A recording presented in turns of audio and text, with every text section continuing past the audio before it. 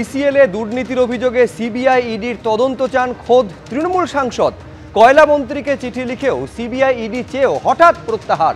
ভুল তথ্যের ভিত্তিতে চিঠির কথা জানিয়ে প্রত্যাহারে ফের চিঠি দেওয়া হয়েছে। এই চিঠি বিতর্কে বর্ধমান দুর্গাপুরের তৃণমূল সাংসদ কীর্তি আজাদ।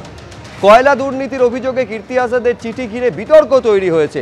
তৃণমূল শিবিরে দুর্নীতির বিরুদ্ধে সরব হলে ঠিক কি হয় তারই নিদর্শন এই ঘটনা। দুর্নীতি আড়াল করতে নেপথ্যে কাদের কলকাঠি? কীর্তি আজাদের চিঠি পোস্ট করে পাল্টা প্রশ্ন ছুড়ছেন সুকান্ত মজুমদার। হয়তো বুঝেছেন বিজেপিরও শাখা সংগঠন কেন্দ্রীয় তদন্তকারী সংস্থা, তাই হয়তো চিঠি দিয়ে প্রত্যাহার। কীর্তি আজাদ বিতর্কে এমনটা দাবি করা হয়েছে তৃণমূলের তরফে।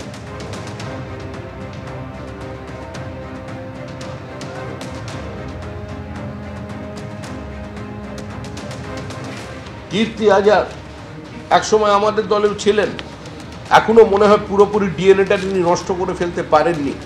এখন তিনি তৃণমূল কংগ্রেসের। 23 তারিখে তিনি একটি চিঠি লিখছেন। চিঠি লিখে তিনি ইলিগাল মাইনিংয়ের জন্য এবং এইসব যে সমস্ত চুরি জমারি হচ্ছে তার জন্য তিনি কি বলছেন? তিনি বলছেন আমি ইডি এবং সিবিআই এর তদন্ত চাই। অর্থাৎ এখানে এ ধরনের তদন্ত যে পুলিশকে দিয়ে করা সম্ভব নয় সেটা তৃণমূল কংগ্রেসের সাংসদ বলছেন, কিন্তু চিঠিটাকে আবার তিনি উইথড্র করে ফেললেন, সেটা আমরা বুঝতে পারছি।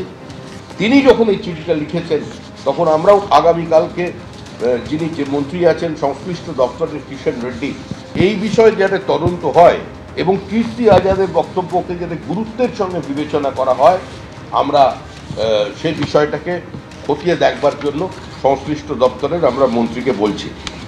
আর কীর্তি আজাদের ক্ষেত্রে যে কথাটা বলছেন, কীর্তি আজাদ লেটার করেছেন, পরবর্তীকালে তিনি উইথড্র করেছেন, হয়তো এটা বুঝে উইথড্র করেছেন যে কেন্দ্রীয় তদন্তকারী সংস্থার কাছে চিঠি করছি, কিন্তু আলটিমেটলি কেন্দ্রীয় তদন্তকারী সংস্থা তো তদন্তকারী সংস্থা কম, বরং বিজেপি নেতাদের মুখপাত্র বা একটা শাখা সংগঠন হিসেবে বেশি কাজ করে, বিজেপি নেতাদের বাঁচানোর অর্গানাইজেশন হিসেবে বেশি কাজ করে। ফলে একটা রাজনৈতিক দলের শাখা সংগঠনকে একটা রাজনৈতিক দলের সাংসদ হয়ে তাদেরকে তদন্ত করার চিঠি দেওয়াটা কোনো মতেই যুক্তিগ্রাহ্য একটা কাজ নয়। সেটা হয়তো রিয়েলাইজ করেছেন, তারপরে উইথড্র করেছেন। সুকান্ত বাবুদের তো এটা বলার কোনো দরকার নেই, কারণ এই সিবিআই দুর্নীতির বিরুদ্ধে যদি কথাই বলতো তাহলে সবার আগে সুকান্ত বাবুকে যার নেতৃত্বে পশ্চিমবঙ্গে দলটা করতে হচ্ছে তাকে আগে জেলে ঢুকতে হতো। সেটা যখন হয়নি, সুকান্ত বাবু এই সমস্ত কথা না বললেই ভালো। 30 বছর আগে বাংলাদেশে অপরাধ করে ভারতে বসবাস করছিলেন, অবশেষে পুলিশের জালে সন্দেহভাজন একজন বাংলাদেশি। নদিয়ার তেহট্টে এসে বসবাস করছিলেন সেই সন্দেহভাজন বাংলাদেশিকে রাজ্য পুলিশের এসটিএফ গ্রেপ্তার করেছে। 30 বছর আগে বাংলাদেশে খুন বা বড় কোনো অপরাধ করেছিলেন বলে পুলিশ সূত্রে খবর। বাংলাদেশে অপরাধের পর পালিয়ে তেহট্টে ইসলামপুরে চলে আসেন বলে পুলিশ সূত্রে খবর। তেহট্টের ঠিকানায় প্রায় সব ভারতীয় নথি তিনি তৈরি করে ফেলেছিলেন। অভিযুক্তের নাম হাসিব আলী মল্লিক, তাকে পুলিশ গ্রেপ্তার করেছে। রাজ্য পুলিশের এসটিএফ হাতে গ্রেপ্তার হাসিব আলী মল্লিক।